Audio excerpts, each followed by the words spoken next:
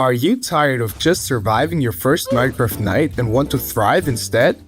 Whether you're brand new or looking to sharpen your skills, this ultimate Minecraft survival guide has everything you need. From day one basics to mastering the Nether, defeating the Ender Dragon and beyond. Stick around, and by the end of this video, you'll be a pro who can survive and thrive in any Minecraft world. I remember my first night in Minecraft, stuck in a dirt hole with no clue what I was doing. But now, I'm here to share all the secrets I wish I'd known to make your Minecraft journey unforgettable. First, we need to create a survival world. Go to Create New World, choose a fun name, set the game mode to survival, and for difficulty, start with normal. Hard mode is also an option if you're looking for an extra challenge, but it will make the game a bit more difficult. Alright, here we are. When you spawn in, take a moment to look around. Spot trees, animals, and any unique landmarks. If you're lucky, you might even find a village, your golden ticket to survival. The first thing you need to do is gather materials. Start by punching trees. Yes, literally punching them. Gather at least 5 or 6 logs, then turn them into planks, craft a crafting table, and make some essential tools. Hit E to open up your inventory. Place all your logs into the small crafting menu at the top and turn them into wooden planks. Next, create a crafting table. To do this, arrange the wooden planks into a square in the crafting grid. Once that's done, also create some sticks, as you'll need them to craft your tools. Place your crafting table down and right-click it. Now your crafting menu will expand, allowing you to craft more items. The first thing we need to make is a wooden pickaxe. Place 2 sticks vertically underneath each other and 3 planks horizontally on top to create the pickaxe. We don't need to craft any other wooden tools right now, as we'll want to upgrade to stone tools right away. If there's no exposed stone nearby, just dig down a couple of blocks to expose some. Gather about 20 to 30 stone to craft your stone tools and a furnace. Once you have the stone, make a stone pickaxe, stone axe, stone shovel, and possibly a stone sword. A furnace is essential because the next step is collecting food, and the furnace will allow us to cook that food. If you're lucky enough to find coal, grab it right away, as it's a great fuel source for your furnace. After gathering some coal, continue collecting basic materials like more stone and wood. Next up is food. Look for animals like chickens, pigs, cows, and especially sheep. Sheep are particularly important early on, as they will provide wool, which lets you sleep through the night. This is crucial since mobs and monsters spawn during nighttime. While exploring and hunting for animals, don't forget to gather other resources like coal. Once you've gathered at least 3 wool of the same color, head to your crafting table. Place the wool in a row across the top with 3 wooden planks beneath it to craft a bed. Now you're all set for your first night. If you're unlucky and can't find any wool or sheep right away, don't panic when the sun starts to set. Simply dig into the side of a hill or build a basic dirt hut. Block the entrance and wait for the night to pass. Now that you've survived your first Minecraft night and done some exploring, it's probably time to cook some food, as your hunger bar is likely low by now. The hunger bar, located on the left side of your screen, is important. It needs to be full so you can heal and sprint. Place the furnace you crafted earlier, use some of the coal you've gathered, and put any raw meat in the top slot. After waiting a little while, your food will be cooked and ready to eat. If you didn't find any coal, don't worry, wood can also be used as a furnace fuel, but it's not as efficient. Another early craftable item you'll want is a boat. It's especially useful for traveling across large oceans early on. Now it's time to continue exploring and find a spot that feels right for your first starter base. If you happen to come across a village, like in this case, make sure to check all the houses for useful resources. Villagers usually have a lot of food, which is incredibly helpful in the beginning. If you find any bookshelves, break them down and take the books with you. They'll come in handy later. If you come across hay bales, collect them and convert them into wheat. With wheat, you can craft bread, which is another great food source. Once you've found a spot that you like, it's time to set up camp. Place down your crafting table, set down your furnaces, and place your bed. Very importantly, right-click your bed to set your spawn point. Don't forget to create some chests or storage as well, so you can safely store your items. Now I want to talk about the recipe book. Early on, Minecraft offers so many different crafting recipes, it can feel overwhelming. Thankfully, the recipe book, which is the little book icon in the left corner of your crafting menu, will make this much easier. This book collects all available recipes and shows you exactly how to craft items. As you gather new resources, the book will unlock new recipes. For example, the recipe for bed, which requires wool, will only appear in your recipe book once you've gathered wool. Next, you'll want to set up a basic farm since food is essential for survival and farming provides a steady supply. Use a hoe to till the soil near water and plant any crops you've found, like wheat seeds, potatoes, or carrots. In no time, you'll have bread for days.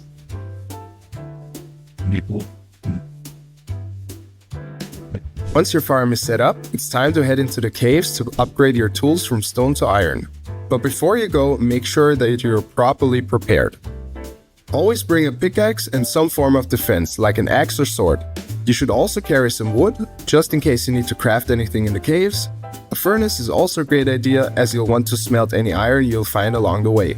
Next, bring some sticks and coal to craft torches. Torches are essential for lighting up dark caves, as they can get pretty pitch black. And of course, don't forget to bring enough food so you can stay underground as long as possible without having to return to the surface. Once you find a cave that looks promising, head down and start searching for iron. Smelt the iron in your furnace to create iron ingots. You'll need a total of 42 iron to craft all the tools and armor you'll need. Prioritize making an iron pickaxe first, as it will allow you to mine blocks that you can't with a stone pickaxe. On screen, you will find a graph where you can see where the particular ores have the highest spawn rate. As you can see, iron can appear on top of mountains, but also in caves. If you're looking for diamonds, for example, you'll need to head very deep down. Another crucial item to craft is a shield. A shield can be a lifesaver, especially in caves where you'll encounter skeletons and shoot arrows at you. They deal significant damage early on, so having a shield will make them much easier to handle. If you have any remaining iron, use it to craft some iron armor for extra protection. Now it's time to venture deeper into the caves. The first thing you'll want to look for is more coal, which will fuel your furnaces and allow you to craft more torches, so grab plenty of it. After that, search for iron, followed by copper, which is great for building but not essential right away. Next, keep an eye out for gold, which is needed for certain crafting recipes, and lapis lazuli, which will be important for enchanting later. And of course, there are diamonds, the real treasure. Diamonds can usually be found deep in the caves between Y levels -59 and Y levels -53. In this world, I came across a mine shaft. Mine shafts are these wooden structures that often contain a lot of loot. But be careful, as they also spawn various mobs, including cave spiders, which can poison you. If you find a cave spider spawner, like in this case, or any spawner, make sure to either destroy it with your pickaxe or place a torch nearby to prevent mobs from spawning. Since mobs spawn in low light levels, lighting up the area will keep them from appearing. If you encounter any cobblestone walls deep in the caves, these indicate spawners. As with other spawners, be sure to light up the area quickly and check the chests for any valuable resources. Once you've ventured deep enough into the caves, you'll start finding diamonds. Once you've collected a few, the first thing you'll want to craft is a diamond pickaxe. This will allow you to mine obsidian, which is essential for creating a nether portal, but we'll get to that later. Another useful item to craft is a bucket. A bucket will allow you to collect water, which can be incredibly helpful for a variety of tasks later on. Deep down in the caves, you'll eventually come across lava lakes. To deal with them, use your bucket filled with water and pour it over the lava to turn it into obsidian. Once that's done, mine the obsidian with your diamond pickaxe. Obsidian is an essential block needed to progress in the game. To reach the nether, you'll need to create a nether portal, and this requires obsidian. You'll also use obsidian to craft an enchanting table later. A few moments later. Make sure to collect at least 10 blocks of obsidian for the portal, but since obsidian is such a useful block, it's a good idea to gather around 20. Now let's talk about another reliable method of gathering resources, strip mining. While it's a bit slower than traditional caving, strip mining can be very effective and is also a lot safer. To begin, you need to dig down to your desired Y level. Since we're looking for diamonds, aim for around Y level -54. However, don't just dig straight down. This can be dangerous. You might fall into a large cave or even land in a lava lake, which could lead to death by fall damage or fire. So instead, dig down in columns of 2. Once you reach the desired Y level, start digging in a straight line with a height of 2 blocks. To maximize your efficiency, dig branches to your left and right after every third block. There are various strategies for strip mining, and some players prefer digging after every second block, but the idea is always the same. Personally, I like to branch out after every third block for better coverage. Another important tip is to always place torches on the walls while mining. This will prevent mobs from spawning behind you and catching you off guard. Once you've collected enough diamonds, head back to your base.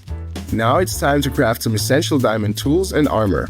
Afterward, you can begin working on your starter base.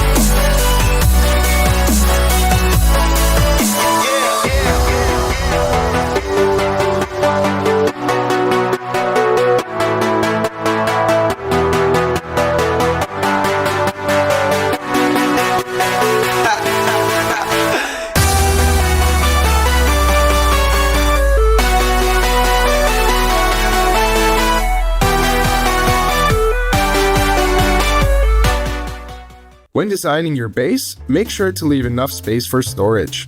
Place your crafting table, furnaces, and chests. Don't forget to place your bed and right-click it to set your spawn point. With that done, we're ready to move on to the next step, venturing into the Nether. Before heading to the Nether, ensure you've packed all the essentials. A set of tools, building blocks, food, torches, and some wood for crafting if needed. The Nether of course also has different biomes and different mobs that spawn within those biomes. One mob is the piglin mob. Piglins like gold, so another useful tip is to wear at least one piece of golden armor, like your helmet or shoes, whatever. In that case, these piglins will actually turn from hostile to peaceful. Just be sure to not mine any gold around them, as that will piss them off. To create your nether portal, place obsidian blocks in a rectangle shape, 4 blocks tall and 5 blocks wide, including the corners. Light it with flint and steel. To make flint and steel, combine 1 iron ingot and 1 piece of flint in a crafting table.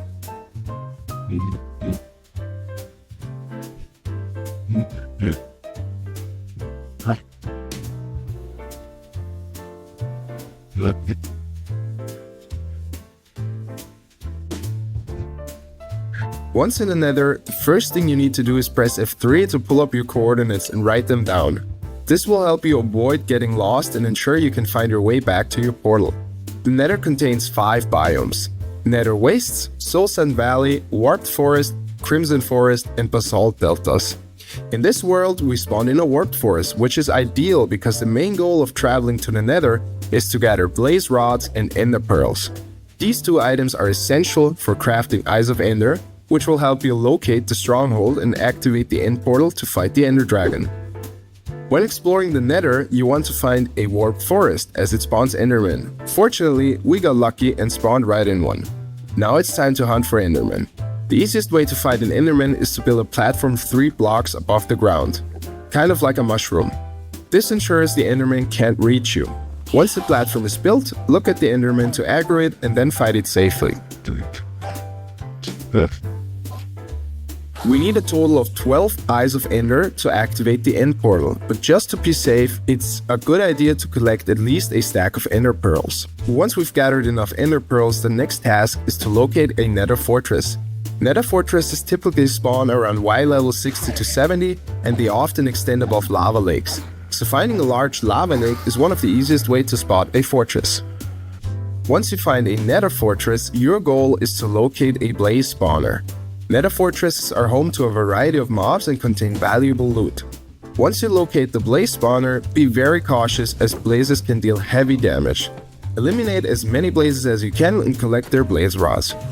You'll need at least 8 blaze rods to activate the end portal, as these will be converted into blaze powder. Each blaze rod gives you 2 blaze powder. Blaze powder is also used for brewing potions, so it's worth gathering extra. After securing enough blaze rods, continue exploring the fortress to look for chests, which may contain useful items. Another crucial item to collect is nether wart, which only grows in nether fortresses. When you find a room with nether wart, gather some along with some soul sand, as soul sand is the only block on which nether wart can grow. Once you've gathered everything, it's time to return to your nether portal. But before leaving, consider collecting some experience. You'll need at least 30 experience levels to unlock powerful enchantments, which are crucial for upgrading your tools and armor. A great source of experience is quartz, so make sure to mine any quartz veins you come across to reach at least level 30 or higher. After you've finished gathering resources and leveling up, it's time to return to the overworld. Once back in the overworld, use the blaze rods to craft a brewing stand. Also, place some soul sand and nether wart to start your own nether wart farm. Brewing potions is an incredibly useful skill in Minecraft, and I'll be uploading a detailed brewing guide on my channel very soon. To set up your brewing stand, you'll need blaze powder as fuel and some water bottles. To make water bottles, simply craft glass into bottles, then fill them with water by right-clicking on a water source block, place the water bottles into the brewing stand, and there you go. We'll go over some useful potions later in the video. Next up is creating an enchanting station. To craft the enchanting table, you'll need books, and to make books, you need leather and paper. Paper is crafted from sugarcane, so setting up a small sugarcane farm near your base is a great idea. Wait for your sugarcane to grow and then harvest it for paper.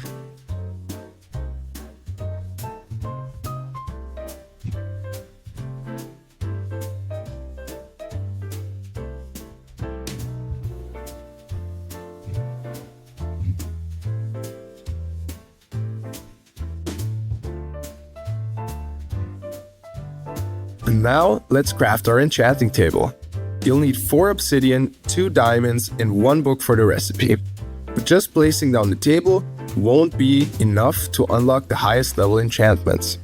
To do that, you need to surround the table with bookshelves. For maximum enchantment levels, you'll need 15 bookshelves, each with a 1 block gap between them and the table.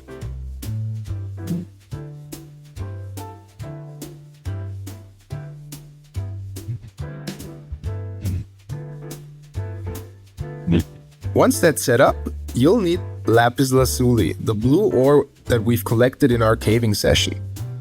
Lapis acts as the currency for enchanting, so you'll need to have some on hand.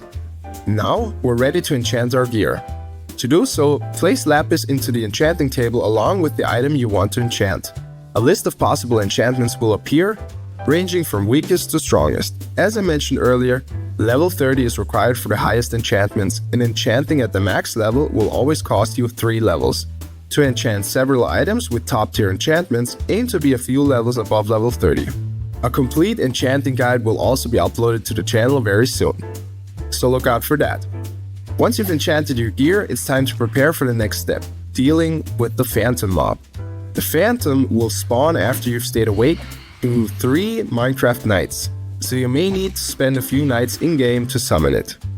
Phantoms drop phantom membranes, which are essential for crafting slow-falling potions. These potions will be incredibly useful during the fight with the Ender Dragon. Once you've collected at least 1 phantom membrane, it's time to brew your potion. Start by filling your brewing stand with the water bottles, which we've already done. Then place a nether wart on top.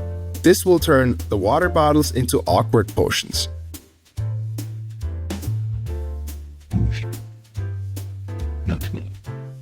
Next, add the phantom membrane, which will transform the awkward potion into a slow-falling potion. Drinking one of these potions will grant you the ability to float for 1 minute and 30 seconds, allowing you to fall from any height without taking damage. If you add redstone to the brewing stand, you can extend the duration of the slow-falling potion to 4 minutes. Once the potions are brewed, take them out of the stand and you're ready to find the stronghold. Before heading out, make sure to pack the following: your armor and tools, a water bucket, building blocks, a furnace, crafting table, chest, and a bed to set your spawn in case you die. Strongholds are usually far away, so you don't want to have to travel there again. Of course, obviously, you'll also need your 16 Eyes of Ender and enough food for the journey. A bow and some arrows are also very useful. You can get arrows either from killing skeletons or crafting them with flint stick and a feather. If you've killed any creepers so far during your journey, you should also have some gunpowder. Bring that along with some paper for next steps after defeating the Ender Dragon, but we'll get to that later in the video, so stick around. To find the stronghold, use your Eyes of Ender. Select one in your hotbar and right-click to throw it. The eye will fly into the direction of the nearest stronghold. Always remember to pick up your Eyes of Ender after they've pointed you in the right direction. Be cautious though if you're playing on hard mode. Eyes of Ender can break, which is why we gathered more than the 12 required to activate the end portal. After throwing an Eye of Ender, you can travel for at least a few hundred blocks before using another Eye of Ender, as strongholds are usually quite far away. Repeat this process as long as your Eye of Ender doesn't change direction. When the Eye of Ender starts flying backwards, it means you've passed the stronghold. In that case, simply retrace your steps and throw another eye until you're sure you're at the correct spot. Once you've found the right location, dig straight down. But remember, make sure to dig in columns of 2 to avoid falling into lava or a deep hole.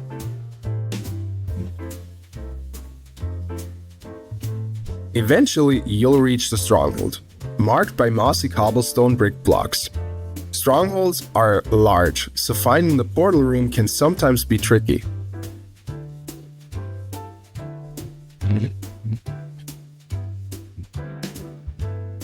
In this instance, we were fortunate enough to find it easily. A good strategy is to mark the coordinates by pressing F3 so you can remember the portal room while exploring the stronghold for useful loot. Strongholds also contain large libraries, which often have enchanted books that can be very helpful for your journey. If you haven't been able to enchant anything yet because you didn't have any books, well, this is another great opportunity to collect some books. Now, let's head back to the portal room. Once inside, create a safe area by blocking off the entrance. Place down a furnace or crafting bench, a chest to store any items you don't need, and a bed to set your spawn, in case you die during the Ender Dragon fight. With everything in place, you're ready to activate the end portal. Place your Eyes of Ender into the empty portal stones and jump inside.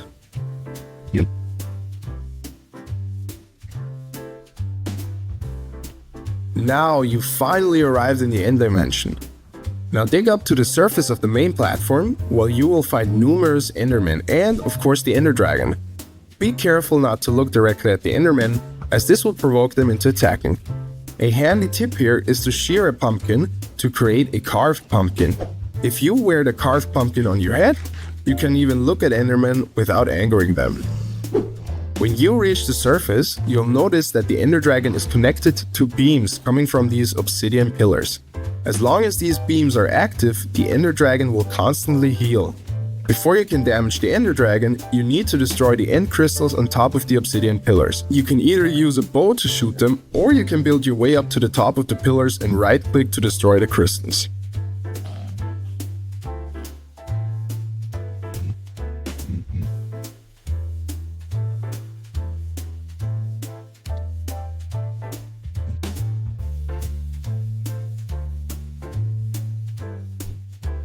This is a good time to use your slow falling potions, as it will make sure that if you're knocked off the obsidian pillars, you won't take any damage.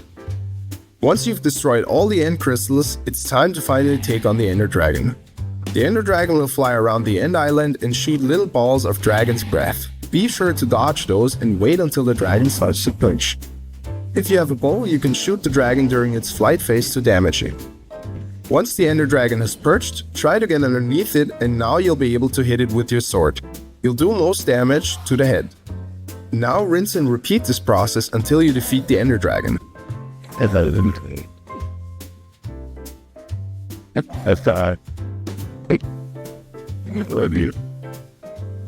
Hey.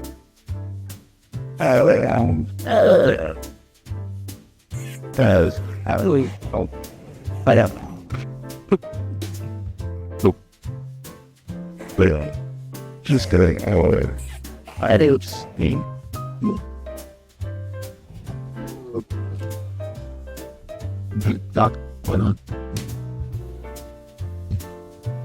Congratulations, you've done it. You've basically completed Minecraft.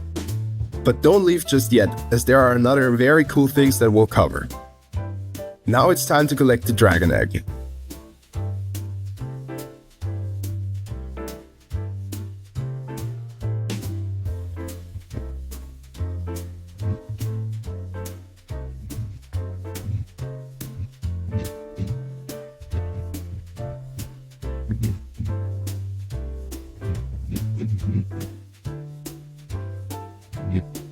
Afterward, you can jump into the central ring of bedrock to access the credits. Once the credits are done, you will respawn inside the end portal room as you set your spawn there. But wait, there's more. You've probably seen videos and pictures of people flying around in Minecraft. To do that, we need to loot the end cities. But how do we get there? Well, first head back to the main end island. Once there, you'll spot these little end gateways, or in this case, a single end gateway. Build your way up to the gateway and use an ender pearl to throw it inside, which will teleport you to another part of the end dimension.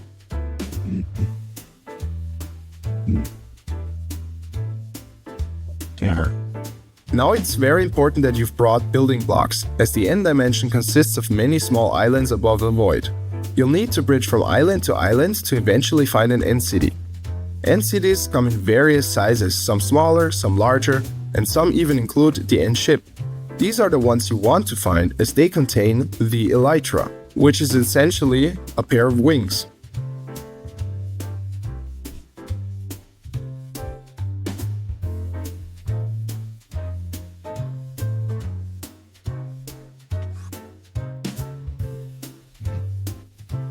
The easiest strategy is to locate the end ship.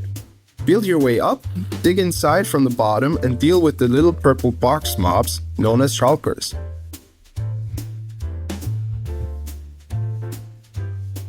In the end ship, you'll find the Elytra in an item frame. Pick them up and you'll make the advancement sky's the limit.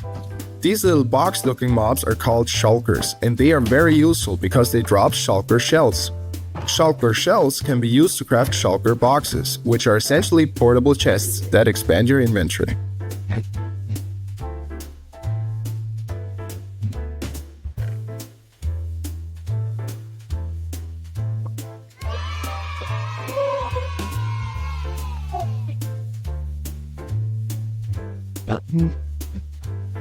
And now, to the reason why we brought paper and gunpowder all the way with us to the end. With paper and gunpowder, you can create firework rockets. So if you've brought some paper and gunpowder, place them in your crafting grid and craft firework rockets. Now, using these firework rockets, you're finally able to fly. But before leaving the end ship, make sure to grab the dragon head, which is located on top of the ship right at the front.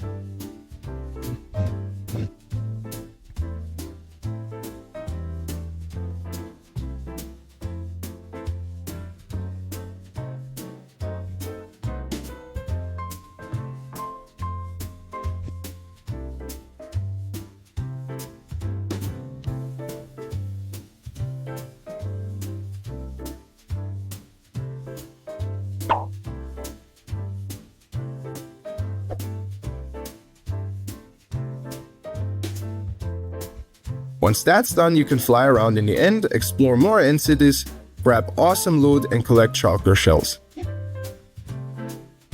I believe I can.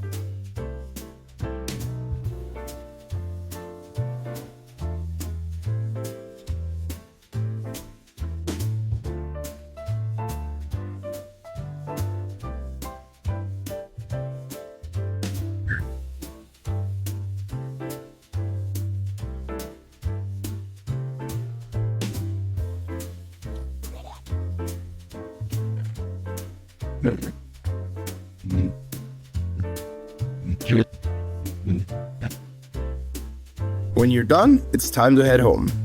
You can find the exit by looking for large beams. To get back to the main island, you'll need to find another portal gateway. You can either mark down the coordinates of the first one you used to get here, or simply locate another one, as there are several scattered across the end dimension. Once you've found it, use an ender pearl to get back inside and you'll return to the main end island. Hop back into the bedrock circle and you'll be back in the overworld. Now it's time to gather up all your things, dig straight up to get back to the surface and fly home.